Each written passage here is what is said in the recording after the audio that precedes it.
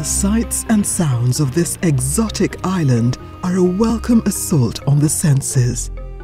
Images of palm-fringed beaches, the sound of dhow sails flapping in the wind, and the Indian Ocean's waves lapping at the shore.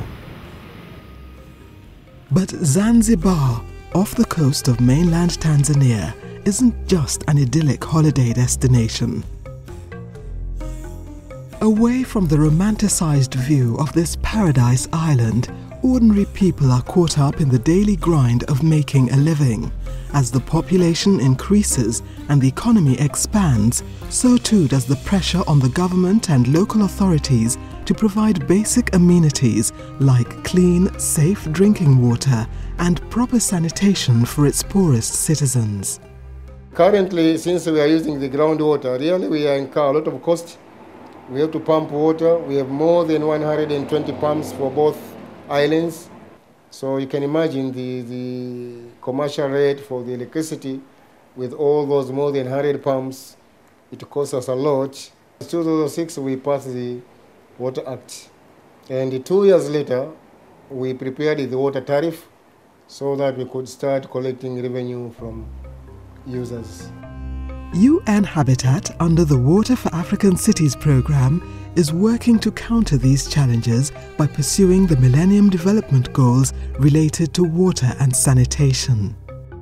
This is being done by assisting participating governments and local authorities to improve the management and delivery of water and sanitation, particularly in informal settlements in cities across Africa.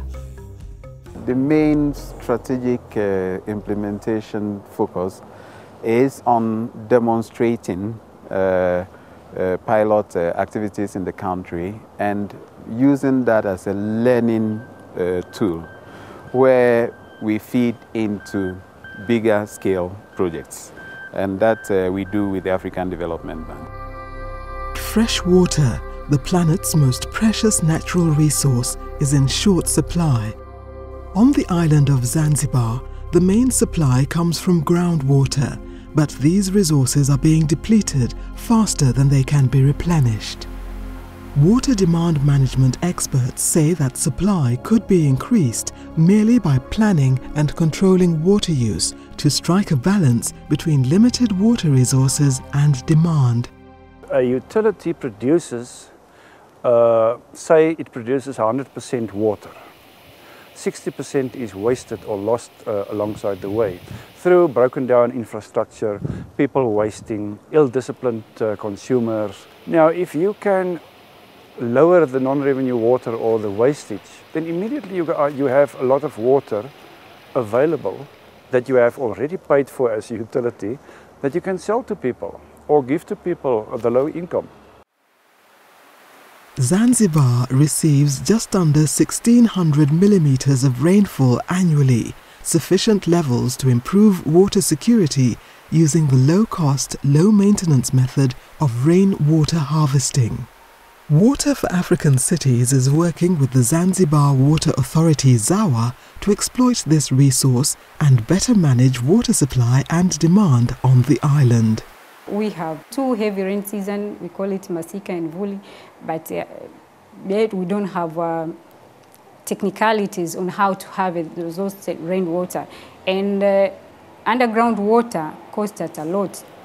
UN Habitat is here now, training our experts on how to harvest rainwater. So we have the crucial need of depending on other sources instead of this groundwater. UN Habitat has installed the infrastructure to harvest rainwater at a number of schools in Zanzibar, such as Mugambo Primary School, where the installation has had an immediate impact on the student body. Before this project, we didn't have enough water. The children had to run around looking for water in the neighborhood wells. The project will help the girls especially because they use water and the toilets a bit more than the boys. The problem we had before was that we had to leave school to go and fetch water from the well, and it took a lot of time. Secondly, we had problems when we needed to use the toilet, looking for water every time. But now these problems have reduced because there's water from the tap and in the toilets. We don't have any problems looking for water anymore.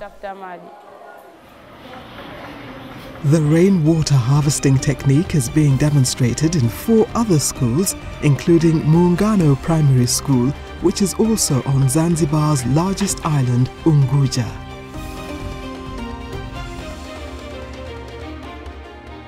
As technology evolves and consumers become more tech-savvy, new mobile phone-based innovations are emerging to aid in water demand management and other social applications. Human Sensor Web is part of an initiative by UN Habitat and Google.org. The system continuously monitors water availability and quality at selected water points. Zanzibar residents who use any one of the 50 water points in the project send a coded SMS to water service provider ZAWA through the Human Sensor Web database. We appointed agents whereby a person can send a message, but at the end of the day, we have our own agent whereby he is the one who's supposed to report it. There are some areas, for example, Vichenzani, they used to get water, but the water was in a very bad quality. They even have, waste. But for this human sensor web, we managed to go there and we have completely solved the problem.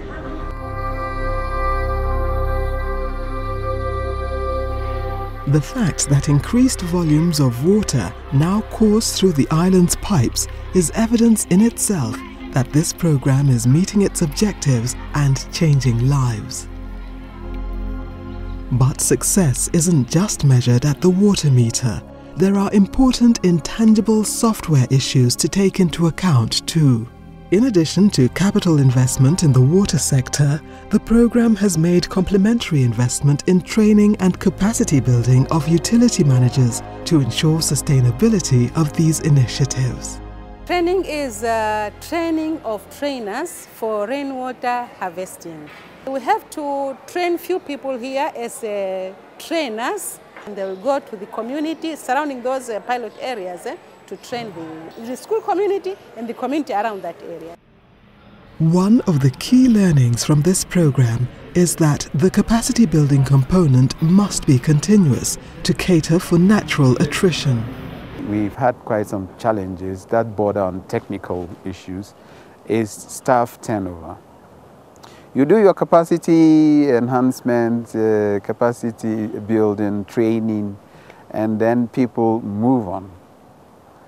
Then what happens is that you have to go and start on the curve again, which has also had quite some impact on the program. ZAWA, we have a strategic plan that has been developed in collaboration or in conjunction with UN Habitat, with the Uganda Water Authority. So now we are going straight and we know where we are going. We really depend on them of technical support, financial support, and ZAWA can't go without them. As African cities increasingly serve as engines of growth, the continent's population will continue to migrate to urban centers. The demands on governments to provide adequate sanitation and water supply will keep rising. Initiatives like the Water for African Cities program play a vital role in bridging the demand gap. But the real value of demonstration projects such as this lies in the capacity of governments and local authorities to upscale and replicate them. This will ensure sustainable access to proper sanitation and safe drinking water for Africa's urban poor, making a tangible impact on their lives and serving as a stepping stone to a brighter future.